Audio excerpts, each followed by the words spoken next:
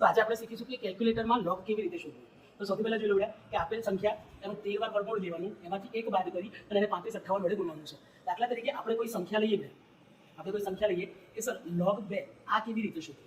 Okay, તો તમારે કેલ્સીમાં એક કામ કરવાનું બેટા, જે આપણે 2 નો લોગ શોધવો છે તો 2 લઈ લેવાના, એનું 13 વાર વર્ગમૂળ 1 2 3 4 5 6 7 8 9 10 11 12 13, એમાંથી એક બાદ કરી દેવાનું એટલે કે -1 અને એના 35 58 વડે ગુણી દેવાનું એટલે ગુણ્યા 35 58. આન્સર આવશે બેટા 0.3010. આન્સર આવશે 0.3010. આ રીતે તમે ડાયરેક્ટલી લોગ શોધી શકો છો. સર બીજી કોઈ સંખ્યા હોય, દાખલા તરીકે log 30 ની કિંમત કેટલી થાય? તો સર અહીંયા કેટલા લઈ લઈશું બેટા? 30 લઈ લઈશું, એનું 13 વાર વર્ગમૂળ એટલે 1 2 3 4 5 6 7 8 9 10 11 12 13, એમાંથી એક બાદ કરો અને એને 35 58 વડે ગુણો તો આન્સર આવશે બેટા 1.4775.